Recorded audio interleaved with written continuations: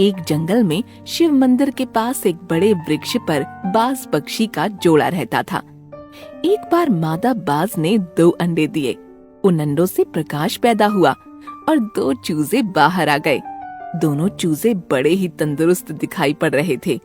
उनका नाम सिम्बा और जिम्बा था।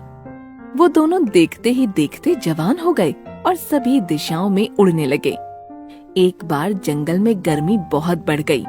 इसी बीच सभी पशु पक्षी व्याकुल हो उठे। पानी की कमी हो गई। इस गर्मी ने तो जीना मुश्किल कर दिया है। हमें पानी कहीं नजर नहीं आता। अब जिए तो जिए कैसे? अब तो इस जंगल को छोड़कर बहुत दूर जाना होगा। यहाँ तो प्यासे मर जाएंगे। मैं मानता हूँ कि गर्मी ने सबका बुरा हाल किया है, फिर भी मैं कोई ना कोई राह निकाल लूंगा। मुन्ना, तुम पानी कहाँ से लाओगे? सबकी प्यास कैसे बुझाओगे?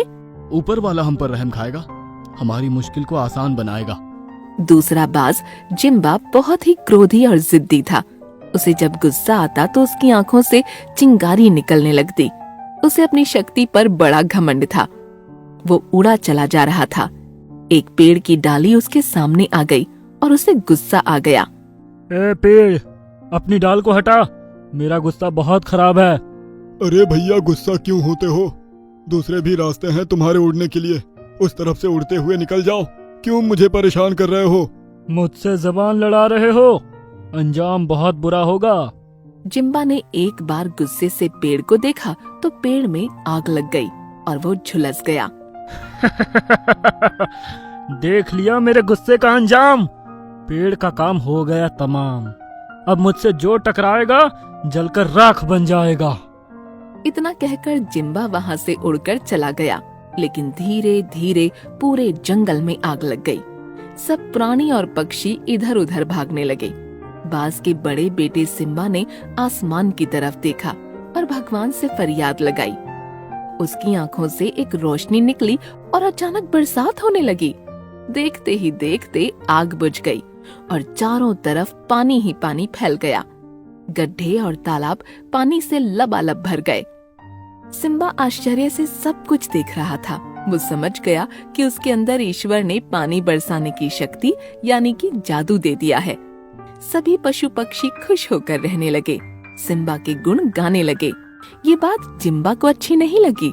उसने गुस्से से कई पेड़ों को जला दिया। अब देखता हूँ सिम्बा क्या कर लेता है। मेरी शक्ति के सामने सिम्बा कुछ भी नहीं है। पेड़ तो जल ही गए हैं। इन पेड़ों पर रहने वाले पक्षी बेघर हो गए हैं। सब पशु पक्षी मेरे सामने आएंगे, नाक रगड़ेंगे, मेरी ताकत का लोहा मानेंगे। वह जान जाएंगे कि सबसे शक्तिशाली इस जंगल में जिम्बा ही है। मेरी जय जयकार होनी चाहिए। इतना कहकर जिम्बा वहाँ से चला गया और सिम्बा वहाँ आ गया।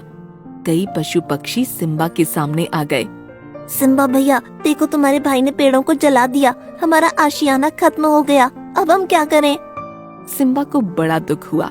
उसने आसमान की तरफ देखा, भगवान को याद किया। उसकी आंखों से रोशनी निकली और सभी जले हुए पेड़ पौधे फिर से पहले की तरह हरे भरे हो गए। सिम्बा का मन भी बहुत प्रसन्न हो गया। सभी पशु पक्षी प्रसन्नता से झूमने लगे। पक्षियों को उनका आशियाना फिर से मिल गया। कुछ देर के बाद जिम्बा वहाँ आ गया। उसने सभी पेड़ों को हरा भरा देखा तो आश्चर्य में पड़ गया। ये मैं क्या देख रहा हूँ? जले हुए पेड़ फिर से हरे भरे कैसे हो गए? ये चमत्कार किसने किया? जिम्बा भैया, ये चमत्कार आपके भाई सिम्बा ने किया है। भगवान उनका भला करें। उन्होंने पेड़ों को नवजीवन देने के साथ साथ हमारा आशियाना हमें लौटा दिया। मारने वाले से बचाने वाला बड़ा होता है। खामोश! सबसे बड़ा मैं हूँ। मैं जिसे चाहे उसे नष्ट कर सकता हूँ। क्या तुम मेरी शक्ति का फिर नमूना देखना चाहते हो? सब लोग मेरी शरण में आ जाओ, वरना मैं सबको नष्ट कर सकता हूँ। उसी समय सिम्बा वहाँ आ गया। उसने जिम्बा को रोक दिया। जिम्बा, मेरे भाई, अपनी शक्ति का दुरुपयोग करके तुम्हें क्या मिलता है? सबको धमकाकर अपने बस में नहीं किया जाता, बल्कि सबको प्रेम से अपना बना लिया जाता है। क्या तुम चाहते हो सभी डरकर तुम्हारे सामने समर्पण करें? ये बहुत गलत सोच रहे हो। अगर अपना बनाना चाहते हो तो भलाई का रास्ता अख्तियार करो। जरा सोचो, पेड़ों को जलाकर तुम पेड़ों का जीवन नष्ट करते हो, पर्यावरण को नुकसान पहुंचाते हो, दूसरों को छाया, फल और वायु से वंचित करते हो, पक्षियों का आशियाना छीनते हो। पशु पक्षी तुम्हारे सामने आदर के कारण नहीं, भय के कारण झुकते हैं। उनका सच्चा आदर चाहते हो तो उन्हें सेवा और प्यार से अपना बना लो। भैया सही कह रहे हो, आप सबसे बड़े और सच्चे बाजीगर हो। मैंने अभिमान में आकर सदैव जंगल का हित किया है, अब ऐसा नहीं होगा। मैं भी आपकी तरह सबकी सहायता करूंगा और प्यार दूंगा।